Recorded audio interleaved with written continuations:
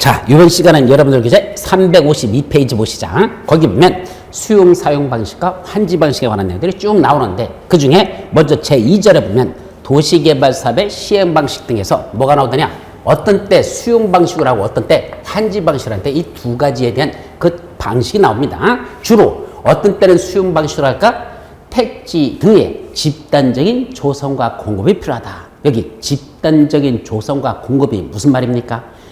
땅이 넓다는 얘기입니다. 소유자들이 상당히 많다는 얘기입니다. 자, 우리 저쪽 마곡지구를 한번 가볼까요? 여기 갔더니 소유자가 몇 명이랍니까? 토지 소유자가 2만 명이 있대.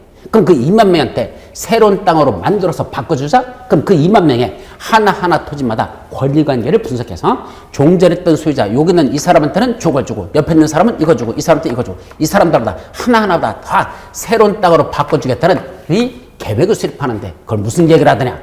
바로 환지 계획이라는 걸 수립하는데 이게 만만치 않겠죠. 그 수만 명이 되는 권리를 전부 다 일일이 맞춰주려고 이 계획 수립하는 자 아마 제가 볼 때는 과로사로다가 돌아가실 겁니다. 그럼 그 후임자가 물려받아서 또 이 계획자다가 또 그 후임자도 과로사로 돌아가실 겁니다. 일일이 종전의 소유자에게 새로운 땅으로 어떻게 만들어줄 거지? 이걸 일일이 권리관계를 조정해 간다는 게 그게 한두 명도 아니고 수만 명을 일일이 맞춰준다? 아마 5명은 과로사로 돌아가셔야 결국 그때 가서 환지 계획이 작성되지 않을까 이렇게 생각하죠. 따라서 면적이 넓을 때는 무슨 방식으로 못한다? 그때는 환지 방식으로 못합니다. 집단적인 조성과 공급이 필요하다. 사람 수가 많을 때는 그때는 무슨 방식으로 한다? 수용 방식입니다. 수용 방식은 어떻게 한다는 거야? 보상비 주면 되잖아. 그럼 보상비 주고 다 사들여.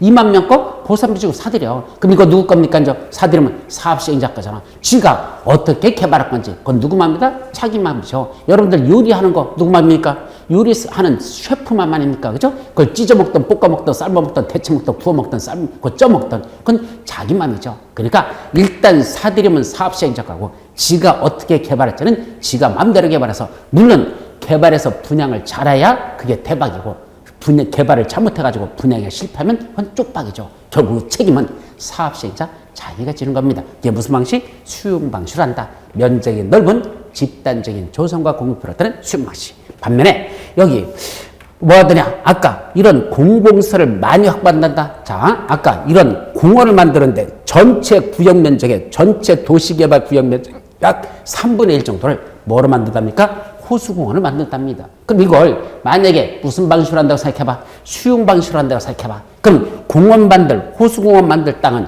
보상비 줘야 됩니까? 안 줘야 됩니까? 줘야죠.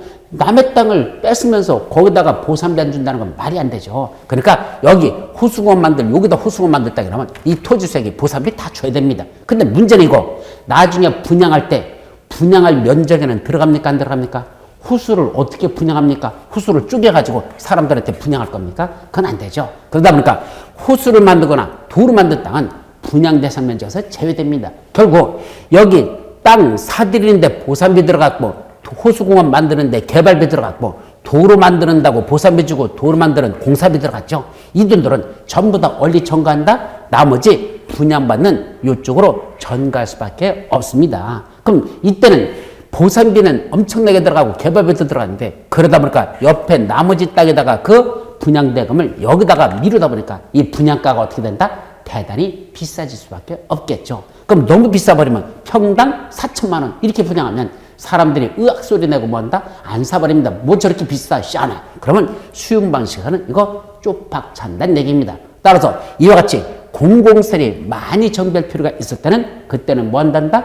수용 방식으로 안 하고 환지 방식으로 바꿔버립니다. 그럼 이 땅은 누가 내놓는 거야? 종전했던 토지사 여러분들이 갖고 있는 땅에서 일부 그걸 뺏고 나머지 남는 땅만 이걸 환지 방식에서 새로운 땅으로 바꿔주다 보니까 새로 받는 땅의 면적은 공공설이 커지면 커질수록 돌려받는 환지 면적은 줄어든다는 것. 이게 바로 환지 방식의 특성입니다. 그래서 환지 방식은 왜 한다? 공공설을 정비할 필요가 있을 때 그때 하고 또 하나 그건 아주 싸가지 없는 소리죠. 공공설을 정비한다는 걸 이 공원은 원래는 누가 만들어야 돼? 국가나 지방자치가 만들어줘야 될 걸 여기는 토지수자한테 그 땅을 뺏어가지고 만들고 환지를 주는 땅을 줄여주는 방식. 이게 바로 이 환지 방식에서의 가장 큰 문제점이라고 보시면 됩니다. 자, 또 하나 어떤 경우죠? 인근 지역에 비해 지가가 현재 높을 때 땅값이 무진장 비쌀 때는 수용 방식으로 안 합니다. 자, 여기 하나, 둘, 세 군데 지역이 있다 치자. 근데 여기 지역이 다른 지역에 비해서 상당히 땅값이 비쌉니다. 그럼 이걸 수용 방식으로 하면 뭐가 많이 나가? 보상비가 많이 나갔죠. 수용 방식에서는 땅값이 비싸니까. 그러면 나중에 다시 개발해서 분양할 때 분양비는 어떻게 된다? 그때도 비싸지겠죠. 수용할 때 보상비가 많이 나갔으면 개발돼서 나중에 공급할 때도 분양가도 비싸질 수밖에 없습니다. 그럼 너무 비싸면 사람들이 산다 안 산다? 안 사죠. 따라서 땅값이 너무 비싼 지역은 수용 방식으로 하지 않고 그때는 무슨 방식으로 한다? 환지 방식으로 하는 게 맞다. 어차피 비싼 거 니들 땅 개발해서 니들한테 다시 돌려줄게. 그거는 환지 방식으로 하는 게 맞다는 얘기입니다. 그게 바로 두 가지가 거기 써 있다 말이죠. 자, 그럼 이제 밑으로 내려가서 여기 수용 사용 방식으로 하자. 그럼 제일 먼저 누가 수용할 수 있지? 당연히 수용권자가 나오겠죠. 누가 수용합니까? 이거는 모든 시행자는 다 수용합니다. 다만 누구만 수용하지 못할까? 여기 6번째 나오는 조합이 있습니다. 이 도시개발조합. 이 조합은 원칙적으로 뭐한다? 수용할 수가 없습니다. 원칙이 아니라 아예 조합은 수용권 자체를 부여하지 못합니다. 조합이라는 게 뭐죠? 토지 소유자들이 모여서 자기들이 설립한 게 조합이잖아. 그럼 자기들이 모여가지고 조합을 설립해서 지들 땅을 지들이 강제로 산다. 말이 되는 겁니까? 아니, 우리끼리 모여서 하자 그래놓고 근데 우리 중에서 누구 땅을 누군가 강제로 사겠다. 이게 무슨 말입니까? 안 되죠. 그래서 조합은 사업정보를 환지 방식으로 한 사업을 시행할 수 있지. 이 조합은 무슨 방식으로는 할 수 없다? 수용 방식으로는 조합은 자기들 땅을 지들이 지들 거 산다. 자기 산을 지가 갉아먹는 식인데 이런 건 있을 수 없다는 거. 그래서 조합은 환지 방식이니까 누굴 제외된다? 조합을 제외한 나머지 모든 이걸 제한 모든 시행자들은 다 수용할 수 있습니다. 그러다 보니까 특히 누구는 민간 시행자들. 이때 민간 시행자는 함부로 수용하면 안 된대요. 어떤 요건을 갖추랍니까? 토지 면적 3분의 2 이상을 뭐하고 소유하고 토지 소유자 총수의 2분의 1 이상의 동의를 받아야 비로소 민간 시행자들은 그 땅을 수용할 수 있습니다. 자, 이 말은 면적 3분의 1 이상을 수여하라는 이 말은 3분의 1까지는 네가 사들이라는 얘기야. 민간 시행자는. 그러면 나머지 남은 땅 얼마 남았죠? 3분의 1. 그거에 대해서만 수용할 수 있는 권한을 주겠다. 그래서 3분의 1 소유하면 남은 3분의 1 그것만 수용할 수 있는 권한을 주고 그것도 총수 어느 토지세 2분의 4의 동의까지 받는 그런 사람들만 사업시행자로 할 수 있겠다. 민간 시행자는 함부로 수용하지 못하도록 하는 그런 내용이 있죠. 자, 이제 세 번째 보상비 주자는 얘기입니다. 이때 보상비는 원래 뭐로 주죠? 현금으로 줘야 돼. 이때 보상은 원칙은 현금으로 주는 게 맞습니다. 그런데 일정한 경우는 현금으로 주는 게 아니라 뭐로 준대? 토지 상환 채권이라는 걸 발행해서 지급할 수 있답니다. 이때 토지 상환 채권이 뭘까? 자, 여기 있는 토지 수에게 보상비를 다 현금으로 이렇게 주는데 이 중에 한 토지 소유자가 뭐라고 하더냐? 저는요, 보상비 대신에 나중에 조성되는 토지 또는 건축물로 주시면 안 될까요? 그럽니다. 왜요? 라고 물었더니 이 사람이 뭐랍니까? 저는요, 여기서 평생 50년 동안 살아왔는데 저보고 보상비 받고 여기 떠나라니 저 어디 가야 되죠? 갈 곳이 없으니까 저는 차라리 여기서 조성되는 토지 건축물을 제 이 가격에 맞는 토지 가격에 맞는 그 금액에 해당하는 만큼 토지나 건축물을 주시면 안 될까요? 이런 사람들이 있다는 얘기죠. 토지 수가 원하면 그때는 뭐로 주겠다? 알았습니다. 당신은 나중에 개발이 끝나고 나면 현금 대신에 지금 현금으로 주는 것 대신에 나중에 토지 건축물을 줄 테니까 그렇게 주겠다는 약속 증서를 발행합니다. 그때 그 약속 증서를 뭐란다? 토지로 갚겠다고 상환이라는 걸 갚는다는 뜻이야. 토지로 갚겠다는 채권을 발행해 주겠다는 얘기죠. 그럼 나중에 여기 조성이 다 끝나면 그때 그 채권 가지고 오라는 얘기야. 그럼 당신한테는 뭐 대신에 현금 대신에 나중에 그 약속한 대로 토지 또는 건축물을 주겠다. 이때 토지 상환 채권이라서 토지로만 주는 건 아니고 건축물을 줄 수 있고 이때 채권이라는 걸 발행한다. 토지 상환 채권이라는 게 거기 쭉 나오죠. 그래서 토지 상환 채권에 관한 내용이 쭉 연결돼 나올 것이고 일단 거기까지만 여러분들이 정리합니다. 자, 그 밑에 원형지 공급과 개발이란 말은 또 무슨 말일까? 거기 원형지란 말이 나옵니다. 이때 원형지 그대로 번역하면 원래 형태의 땅 말입니다. 원형지 원래 형태의 땅 어떤 걸 말하죠? 자, 저쪽 마곡지구를 한번 다시 가볼까요? 자, 여기 와보면 지금 개발되지 않은 땅이라는 게 어떤 땅이야? 이거예요. 그냥 지금 논밭으로 펼쳐진 이지요. 이걸 원형지라 이렇게 말합니다. 아직 도시개발이 이루어지지 않은 땅, 이 땅을 뭐 하자는 얘기야? 이거로 공급하겠대요. 가만히 있어봐. 원래는 어떻게 되는데 이 땅을 싹 까뭉개가지고 여기 공사하고 있잖아. 그죠? 개발이 끝나면 조성된 땅으로 주는 게 이게 원칙입니다. 자, 여기서 한 가지 짚고 넘어갈까? 도시개발 사업은 건축공사가 아니라 원칙 토목공사라는 걸 조심하십시오. 자, 도시개발 사업은 무슨 공사다? 토목공사. 그럼 토목공사하고 건축공사가 뭐죠? 우리 대학교도 한번 보십시오. 대학교 가면 건축학과가 있고 무슨 과가 있죠? 토목학과라는 게 있어요. 기억하시죠? 그럼 건축학과는 뭐 하는 거야? 건축물 짓는 거에 관련된 학과고, 토목학과는 건축물을 짓기 위한 대지를 조성하는 학과, 이렇게 따지죠. 그럼 토목학과라는 게 꼭 있어야 되냐? 그냥 밀어가지고선 하면 되지? 아니에요. 땅속에 뭐가 들어갑니까? 거기에 하수관 같은 거, 거기다 수동 같은 거, 이런 거 들어가잖아. 근데 이 하수관 같은 건요, 물이 흘러내려가야 되거든. 그럼 흘러내려가려면 경사도가 처음 시작하는 데보다도 저쪽 마지막 날아가니까는 경사도가 있어야 이게 흘러가지. 가다가 이렇게 해버리면 여기는 물이 고여버리고 역류해버립니다. 그러니까 이게 땅을 대지를 주성한다는 게 생각보다 쉬운 거 아닙니다. 그 물이 약간씩 경사도로 흘러서 내려가도록 대지를 주성한다는 게 그게 겉으로부터는 평탄해 보이지만 전혀 평탄하지 않습니다. 여러분들 비 오는 날 보면 되잖아. 비 오는 날 보면 평탄한 것도 물이 열린다가 다 빠져서 이렇게 흘러내려가거든요. 그러니까 그런 아주 세밀하게 그걸 따진다는 거. 거기다 토목학과도 그게 만만한 게 아니라는 얘기죠. 그럼 토목학과 나온 사람들은 토목학과 관련된 토목기술 자격증이 따로 있고, 건축학과 나온 사람은 건축기술 자격증이 따로 둡니다. 그렇게 원래 둘로 구분됐잖아. 그럼 이때 도시개발 사업이란 뭐 하는 거다? 토목봉사 사업을 말합니다. 다시 말하면 도시를 개발해서 이게 건축물을 이렇게 져주는 게 아니고 건축물을 짓으면 대지만 조성해 주는 겁니다. 그럼 싹 감겨가지고 도로 만들고, 그 다음에 밑에 상하수도가 만들고, 전기시설, 가스시설, 통시설, 지역난방시설, 이거를 땅속에 다 깔아가지고 각 한 필지마다 여기 뭐가 들어있죠?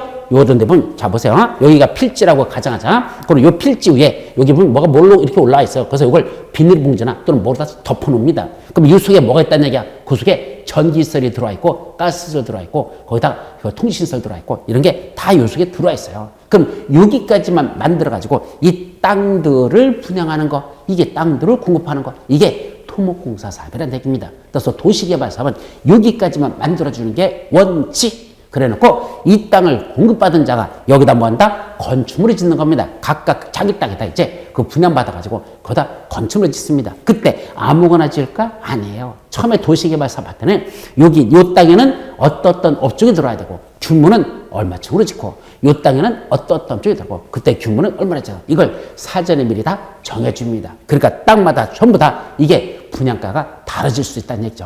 여기다 뭐 짓고, 여기다 뭐 짓고, 여기다 뭐 짓고, 뭐 짓고, 이걸 사전에 미리 정해줍니다. 만약 이걸 정해주지 않고 그냥 네가 짓고 싶은 자라, 그러면 이 중에서 가장 장사가 잘 될 업종만 들어온죠. 그랬더니 여기는 가만히 봤더니 주변에 상업지역이 많아가지고 여기는 술집들이 많대. 그럼 뭐가 제일 장사가 잘 될까? LH. 러브호텔만 짓는데. 그랬더니 도시를 개발했더니 러브호텔의 3분의 2가 러브호텔로 다 찼다. 이게 도대체 말이 되는 소리입니까? 그런 건 도시개발이 아니죠. 그러다 보니까 어떻게 한다? 각 토지마다 건축할 수 있는 건축물의 용도를 다 정해준다는 거. 이게 바로 토목공사 사업은 그것가지고 그 땅을 공급받는 사람들이 그 위에다 건축물을 지어나갑니다. 그래서 저쪽 동탄 같은 데 가보면 땅만 있고 아직 건물이 없는 지역도 있어. 이건 토지는 분양받던데 건물 접었자 공실률이 너무 높다 보니까, 공실률이 뭐죠?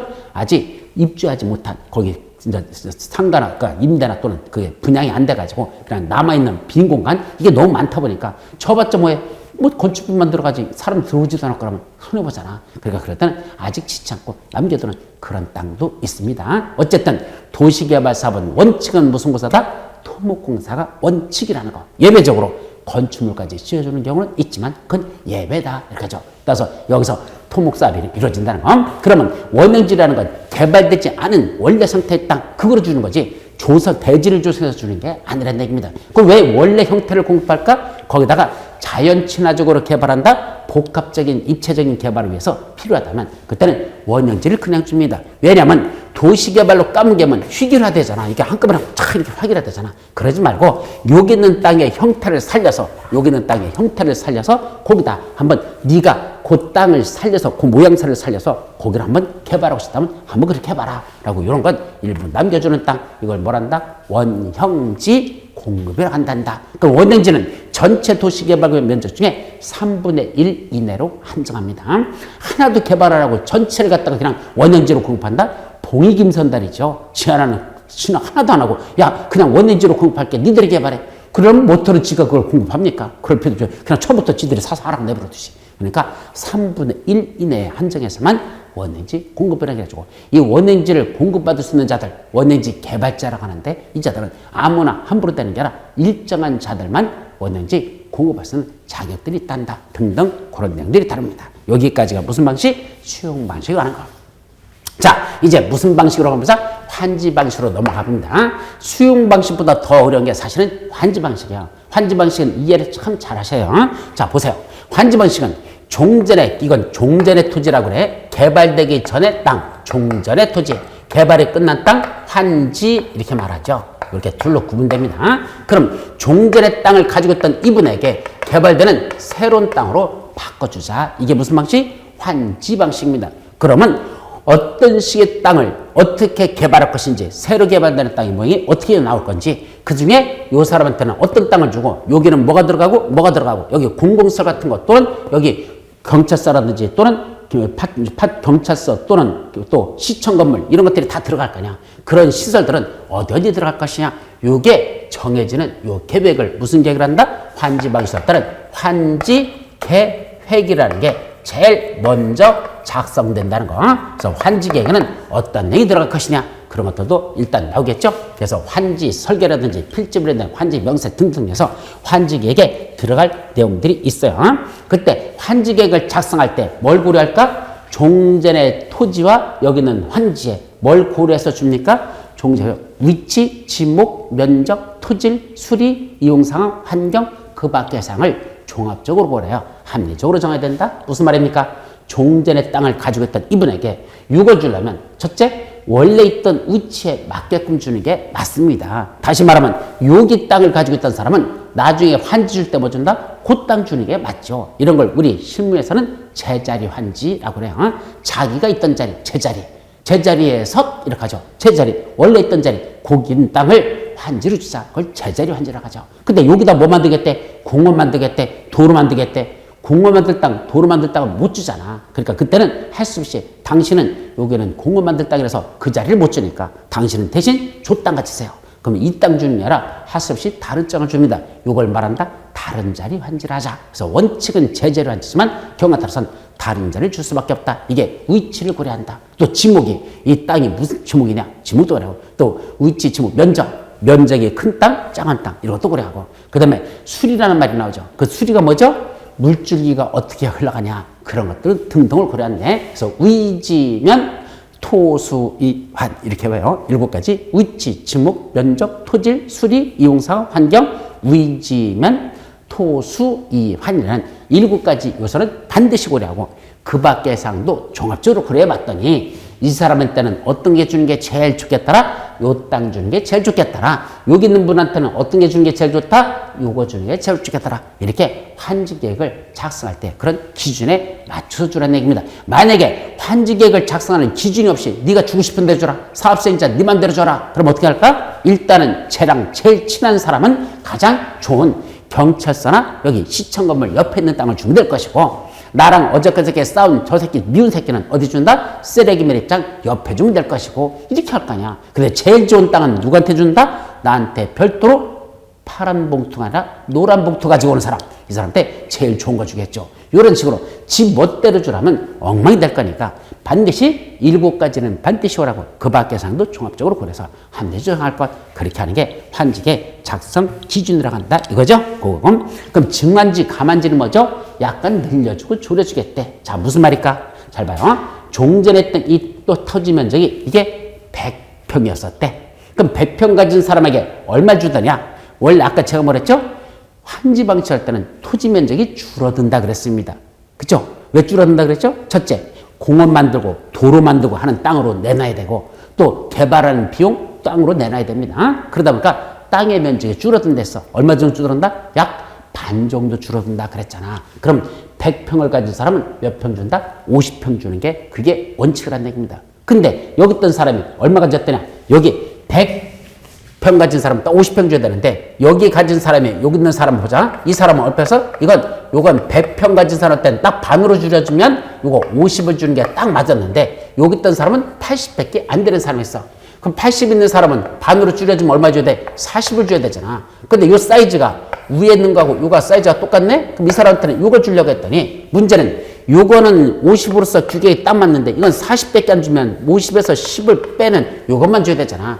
한 필지의 일부인 80 가진 사람한테는 40밖에 안 주면 나머지 이 10은 못 주게 되잖아. 근데 한 필지의 일부만 소유권을 주는 방법은 필지라는 개념에서 용납되지 않습니다. 어떻게 돼? 한 필지는 하나의 권리만 갖게 되어 있습니다. 그러다 보니까 이 사람한테 80 가진 사람한테는 40을 주는 게 아니라 50이라는 거 10을 더 채워줘서 그냥 이걸 50을 줘버립니다.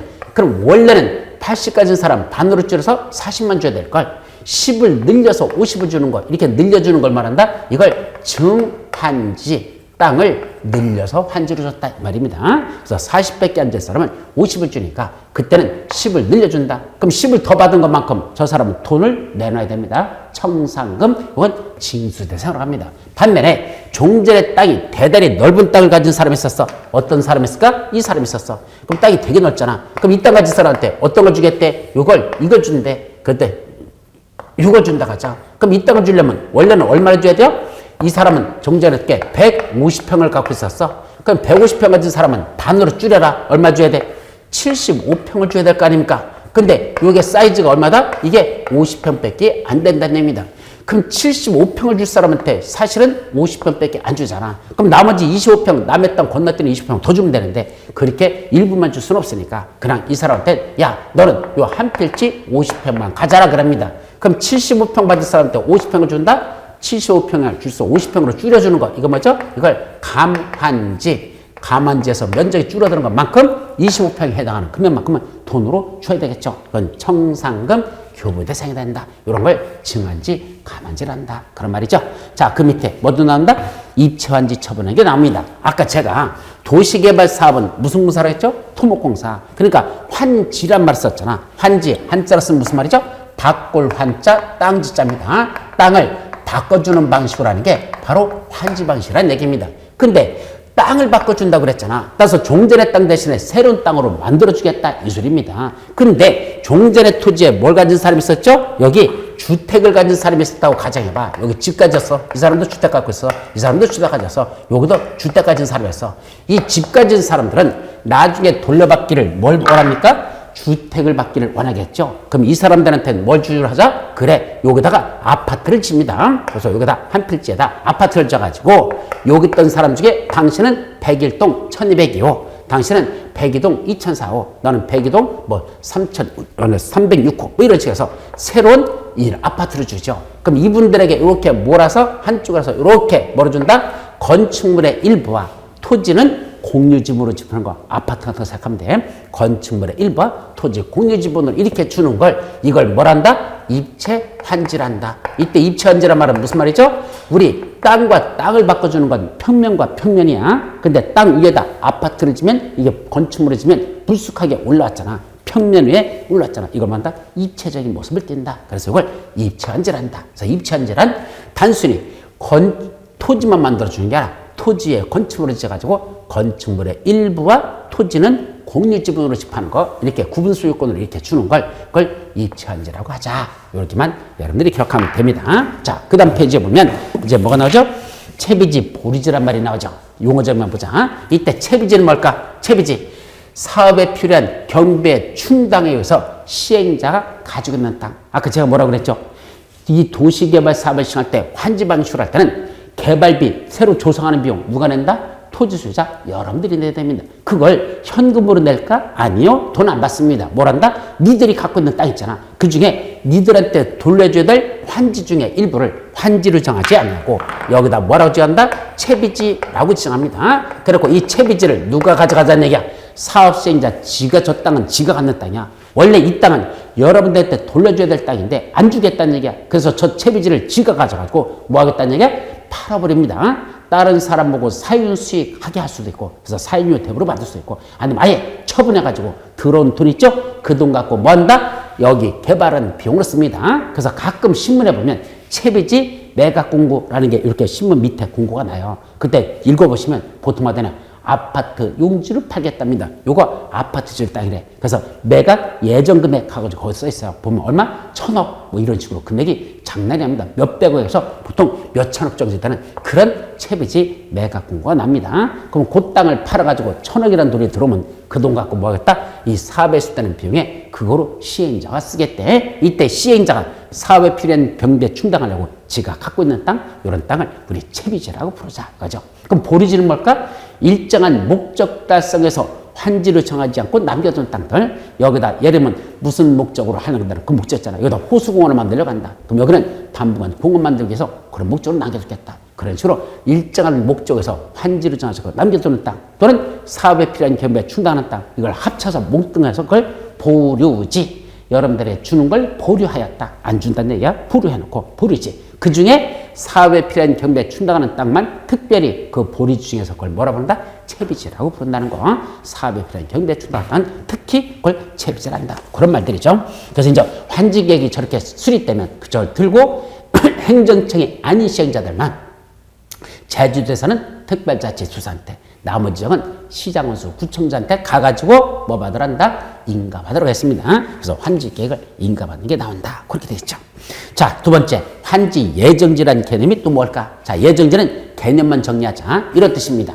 자, 아까 여기 있던 토지 수의자에게 어떤 걸 주기로 했어? 원래 뭘 고려죠? 위치, 주무라는 걸 고려한다 했잖아. 위지면 위치, 지목, 면적, 토질 이런 거 고려한다 그랬잖아. 근데 여기 있는 토지수한테 이 땅을 제자리 환지로 주려고 봤더니 여기다 뭐 만든댔어 아까? 공원 조성한다. 도로 만들겠다. 그런다고 했잖아. 그럼 그 땅을 줄 수 없으니까 할 수 없이 다른 자리를 주겠답니다. 그럼 이분한테 이 땅을 주지 않고 다른 땅을 주겠대. 그러면 이 토지수자는 개발이 끝날 때까지 어디만 찾아보겠다? 새로 조성되는 이 땅만 바라보죠. 여러분들 아파트 분양받으셨던 분들, 아파트 분양받고 나서 나중에 아파트 건설공사 올라가면 현장에 가봐요? 안 가봐요?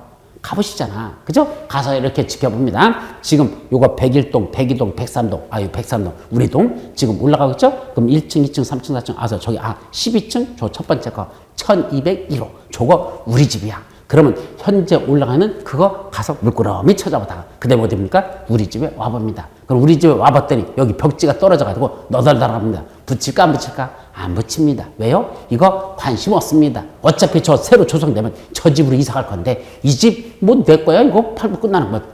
이건 내 거 아닐 건데 그런 거 붙이지도 않고 방치하고 이거 관심 없어집니다. 똑같습니다. 여기 살고 있던 사람한테 여기는 공원 부지로 주니까 이 땅을 환지로 줄 수 없으니까 당신은 개발되는 새로운 땅 요거로 가지세요 라고 줍니다. 그럼 이분은 개발 끝날 때까지 어디만 찾아본다?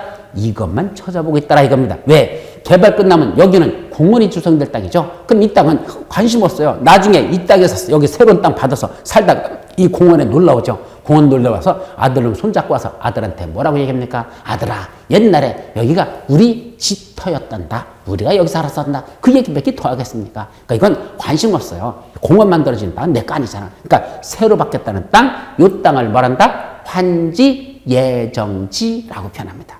그럼 이 환지가 아닌 예정돼 있는 땅이야. 나중에 여기 개발이 다 끝나고 환지처분 공고라는 게 이루어지는데 환지처분 공고일 다음날 돼야 비로소 이 땅은 이 새로 받는 땅이 자기 땅으로서 소유권을 취득합니다. 그래서 이 땅 새로운 땅이 된 소유권을 취득하는 건 언제다? 환지처분이라는 게 끝난 환지처분 공고일 다음날이거든요. 그럼 그래야 돼야 자기게 되는데 그러면 그때까지 기다리더냐? 자기 땅 될 때까지 아니란 얘기야. 사업 시행자가 뭘 해주더냐? 공사가 지연될 것 같아. 오래 걸릴 것 같아. 그때는 이분한테 여기 개발이 끝났어. 이제 여기는 정리가 다 끝났어. 그래서 싹 까먹게 져서 개발이 끝났어. 그럼 이분한테 뭐라 하더냐? 당신 장차 가질 땅이 어디지? 요거지? 뭐라 부른다? 환지 예정지. 이거지? 이걸 내가 지금 미리 뭐 해줄 테니까 지정해 줄 테니까 아직 개발은 다 끝나지 않지만 미리 지정해 줄 테니까 당신 미리 가서 여기서 뭐 하고 있어라? 사용 수익하고 있으시래요. 그럼 여기서 사용 수익하라는 게 무슨 말이죠? 여기다 건축물 짓고 네가 살고 있으라는 얘기야.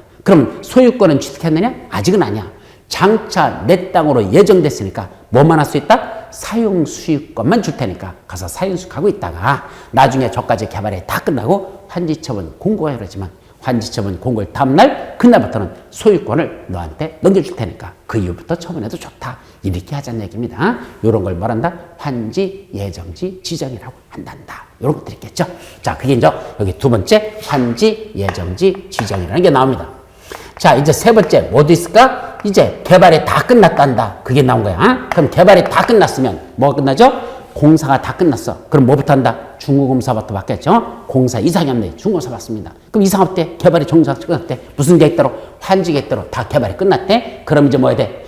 아까 약속한 대로 무슨 계획에서? 환지 계획에서 너한테는 이거 주고 너한테는 이거 주고 너한테는 이거 주고 너는 이거 줄게. 새로운 땅으로 바꿔주겠다고. 무슨 계획에서? 환지 계획에서 약속했잖아. 그 약속한 대로 넘겨주는 걸 뭐란다? 그걸 환지 처분이라고 한다. 이거죠. 그래서 뭐가 이루어진다? 환지 처분이라는 게 이루어집니다. 그래서 종전의 땅을 가진 소유자에게 이 땅이 새로운 땅이 이제 네 거야 라고 줍니다. 그리고 그 사실을 공고합니다. 이걸 환지 처분 공고라고 하죠. 그럼 어떤 효과가 있다? 환지 처분 공고일 다음 날 어떤 효과가 있습니다? 새로운 요 토지에 대한 뭐가 된다? 소유권이라는 걸 그때 가서 취득한다는 거. 요거 환지 처분 공고일 다음 날 되면 새로 추정된 그 받기로 했던 이 새로운 땅이 자기 땅으로서의 소유권을 취득하게 된다. 그래서 환지처분 공고와 관련된 내용이 쭉 나오겠죠. 그때 환지처분 공고에서 소유권을 취득하는데 문제는 뭐죠? 종전의 토지 가격과 새로 받는 이 토지 가격에 차이가 있겠죠. 그래서 종전의 토지와 환지와 가격 차이가 있어요. 통상은 새로 조성되는 게 비용이 더 많은 경우가 많죠. 항상 그런 건 아니야. 오히려 종전 땅이 더 비싼 경우도 있어. 새로운 땅보다도. 그러면 그 차이만큼 뭐 한다? 다시 돌려주고 받을 거 받아야 되겠죠. 그걸 뭐란다? 청산금. 그러면서 받을 돈 있으면 받고 줄 돈 있으면 주자. 이거 뭐다? 청산금. 받는 건 징수라고 주는 건 교부라고 합니다. 그래서 청산금 징수교부라는 게 있겠죠.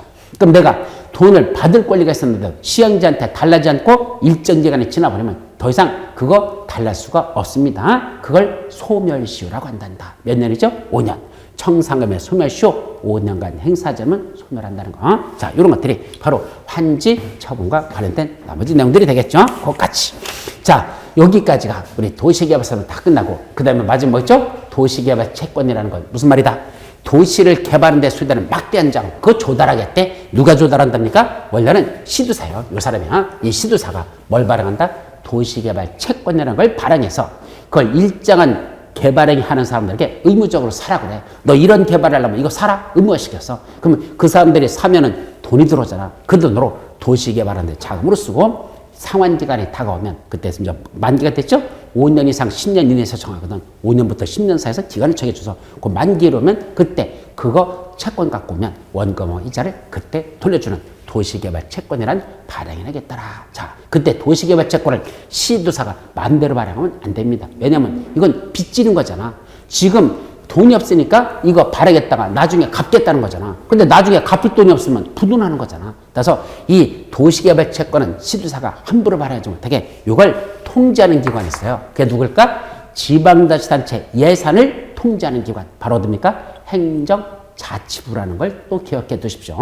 지방자치단체 예산을 통제하는 중앙부처가 어디다? 행정자치부. 그래서 이번에도 행정자치부 장관 뭐 누구 있잖아. 그래서 뭐 내년에 국회의원 출마한다 어떠다 해가지고 자기 지역구 있는데 거기에 출마하기 위해서 행정자치부에서 지급하는 그 돈 있어요. 교부금인가 뭐 있는데 그 돈을 왕창 썼다고 해야죠. 왕창 거다 투입하고 그래서 지는 국회의원 출마 나가려는데 그것도 부서수에 올랐었잖아. 그만큼 행정자치부 장관이 지방자치단체에다 주는 돈이 있는데 이걸 자기 출마할 지역에다 좀 더 많이 줬다는 뭐 이런 소문이 나가지고 신문에서 시끄럽게 떠드는 걸 봤었는데 그만큼 행정자치부 장관이 지방자치단체 예산을 통제하다 보니까 자기가 출마할 지역에 더 많은 돈을 내려보내고 그러면 지역 주민들이야 좋다고 하죠. 그럼 그 사람 내려오면 얼른 도장 찍어주겠지. 하여튼 이런 식으로 하는 걸 행정자치부 장관의 권한입니다.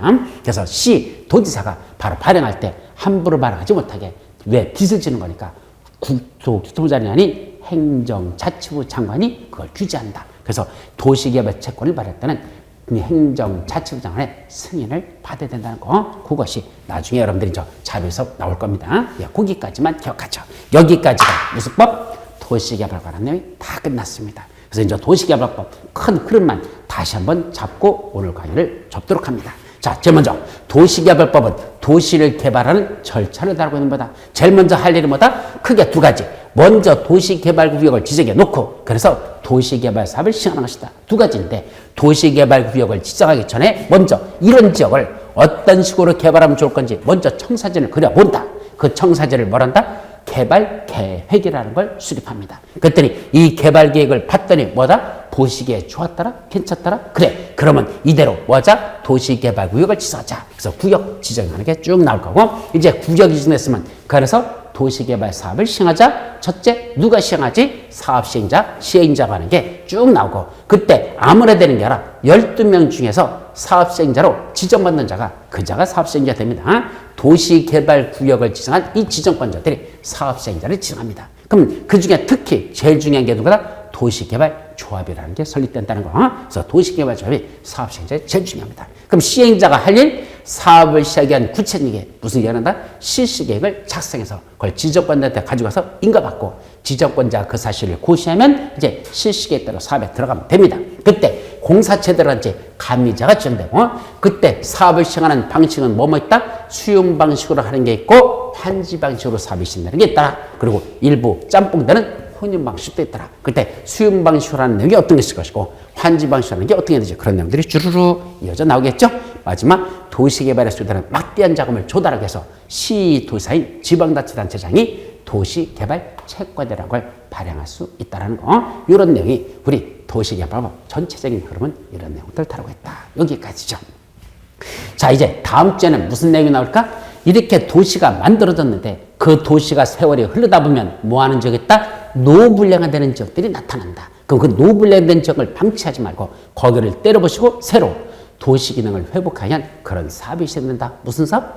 정비 사업을 시행하자. 그때 정비 사업의 대표적인 건 재개발, 재건축. 그런 것들이 어떤 절차에서 이루어지는지 그 절차를 다루고 있는 법, 도시 및 주관적 정비법. 그죠? 그건 다음 주에 기대하시고 던져보도록 합니다. 그건 다음 주 개봉박도로 남겨두고 오늘은 여기서 마치도록 하죠. 자, 여러분 추운 날씨에 건강 조심하시고 다음 주에 뵙도록 합니다. 여러분 수고하셨습니다.